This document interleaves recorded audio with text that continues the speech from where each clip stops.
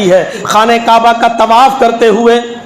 ایک شخص اپنی ماں کو اپنی پیٹھ پر لاد کر، جو آنکھوں سے اندھی تھی، پیروں سے لنگڑی تھی، دانت نہیں تھے منہ میں، جو اپنی ماں کے کپڑے دھلتا تھا، اپنی ماں کے پیشاب و پائخانے کو بھی وہ صاف کرتا تھا، اس کو اپنی پیٹھ پر لاد کر وہ طواف کرا رہا ہے، اور حضرت عمر فاروق سے ٹکرا جاتا ہے، کہتا امیر المومنین کیا اب بھی میری ماں کا حق ادا نہیں ہوا؟ یہ میری ماں ہے جو آنکھوں سے اندھی ہے، پیروں سے لنگڑی ہے، دانت نہیں ہے منہ میں، کھانا میں بنا کر کھلاتا ہوں، اس کی پیشاب اور پائخانہ اس کا میں صاف کرتا ہوں، اس نے طواف کی خواہش ظاہر کی، میں اپنی پیٹھ پر لاد کر اس کو لایا ہوں، آئے امیر المومنین کیا میں نے ابھی بھی اپنی ماں کا حق ادا نہیں کیا؟ حضرت عمر فاروق ہنستے ہوئے کہتے ہیں تم اپنی ماں کے حق کی بات پوچھتے ہو، تمہاری ماں جب تمہیں جن رہی تھی، تمہاری ماں جب تمہیں پیدا کر رہی تھی، جب تم اپنے ماں کے بطن سے اس کے پیٹ سے باہر آ رہے تھے، پیدا ہو رہے تھے، اور درد زہ سے جب تمہاری ماں چیخ رہی تھی، چلا رہی تھی، جب تم اپنے ماں کے پیٹ سے باہر آ رہے تھے